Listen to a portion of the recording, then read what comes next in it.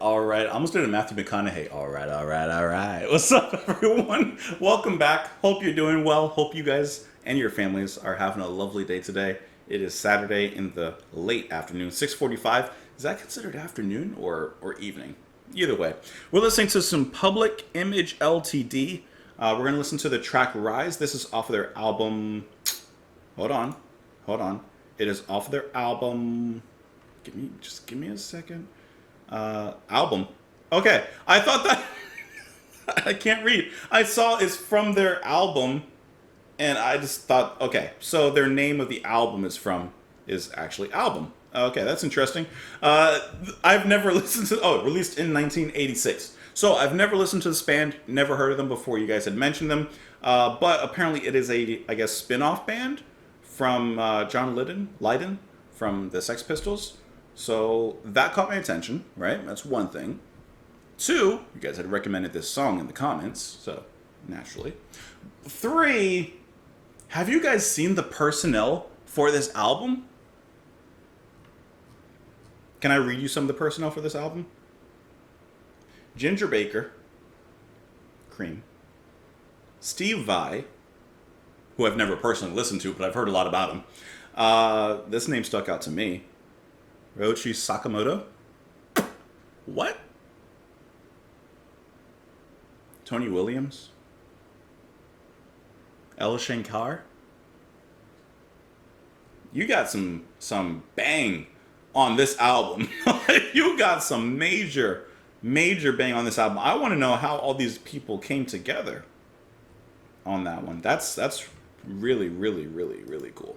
So anyways, we're going to listen to this song. Heard a lot of good things about them and about this particular, I guess, spin-off.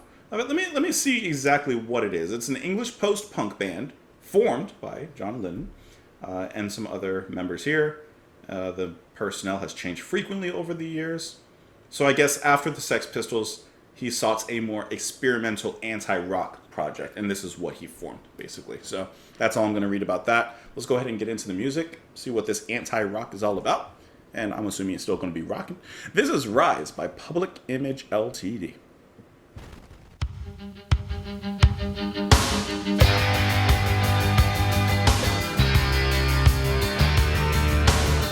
Could be wrong.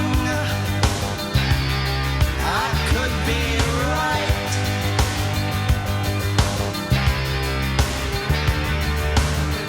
Could be wrong. I could be wrong, I could be right, I could be bad.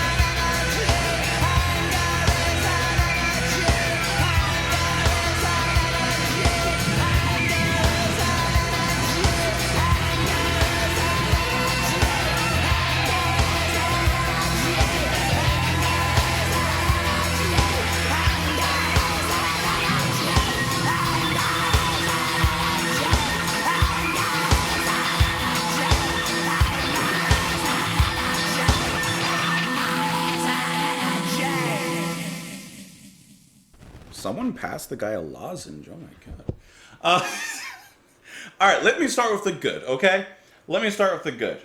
I like the mood that they built. I like that beat. I love when it gets into the ride there. It's a small little thing, but every time that ride starts to hit, you know the mood is elevated through the music. I really enjoyed the bass playing. I like Steve Vai's contribution. It wasn't like really a solo, but I did like the way that it was ripping there in the halfway points. I like some of those meditative vocals that just kind of like slowly rise in certain moments of the track. Like overall, I think that it has a certain groove and a certain atmosphere, and I think that it hits all the right notes in that respect. I gotta admit, I don't like the vocals. I don't like John singing in here.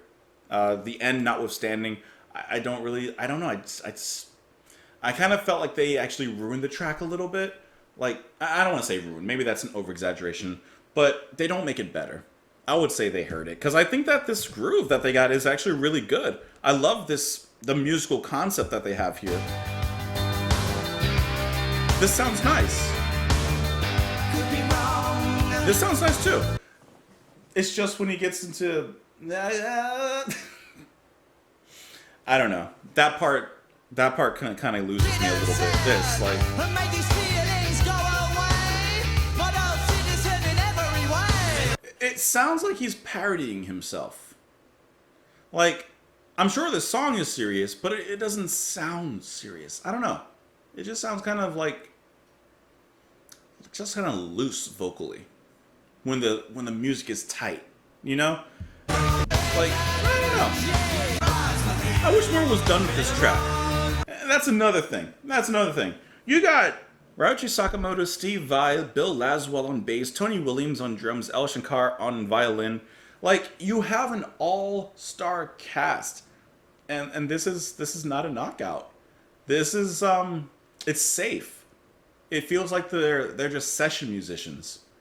I don't know if John wrote all the music and then everyone was kind of brought in, or if this was like everyone came together and actually handed it all out and wrote the music. But it sounds safe for all these talents to come together, and this is what we get. An average, in my opinion, track, at least on a first listen. And you hear the contributions of everyone. I would say Vai is probably the most noticeable, but it's like minor contributions. There's not really, I don't know, there's just not really anything overly interesting that's going on in here. I wish that there was a little bit more of a solo from Sakamoto or a solo from Shankar. Like, I don't know. You got these guys in here, and I'm just like, where is it? And then as I was listening to it, I was listening to John kind of going into his like kind of raving verses and the way that he's singing. And it kind of made me think of like David Byrne from Talking Heads, except I think like David Byrne has a certain sort of performance charisma that I think John's just lacking, at least in this track. I don't know. I'm mixed on the track because on one hand, I do like the music. I like what it does. I'm happy with it. I'm content with it. I'm just like, man, this could have been so much more. Now maybe that more comes in the album, but at least on a first listen of this track, it's okay. It's all right. Let's get into these lyrics though. Let me pull it back here. I could be wrong. I could be right. I could be wrong. I could be right. I could be black. I could be white. I could be right. I could be wrong. Your time has come. Your second skin. The cost so high. The gain so low. Walk through the valley. The written word is a lie. I got no idea. May the road rise with you. May the road rise with you. And it repeats a lot of these lyrics over and over again. Your time has come. Your second skin. Like death? Like reincarnation, your second skin, your second life and chance at life? Reincarnation? Walking through the valley of the shadow and death? The written word is a lie. The Bible, is a lie. They put a hot wire to my head because of the things I did and said. They made these feelings go away. Model citizen in every way. I've never seen it, but it reminds me of Clockwork Orange. And that scene, like I said, I've never seen it, so I'm probably going to get details wrong. But the famous still image, at least, where they have the guy tied to the chair and his eyes are open and he's staring at the screen. And if I remember correctly, they're trying to, what's the word? Reprogram him. I think kind of like into an upstanding citizen or something like that. So it kind of feels like that. Like they're brainwashing this person, trying to make them the model citizen.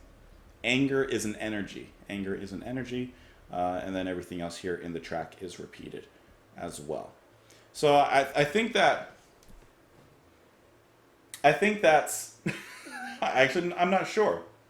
I mean, he comes from the punk movement, so I'm only imagining that he was, or this song is in some way about someone rebelling against something, and then the powers that be are trying to change that person, change that movement into what they want, and pacify that specific movement or person.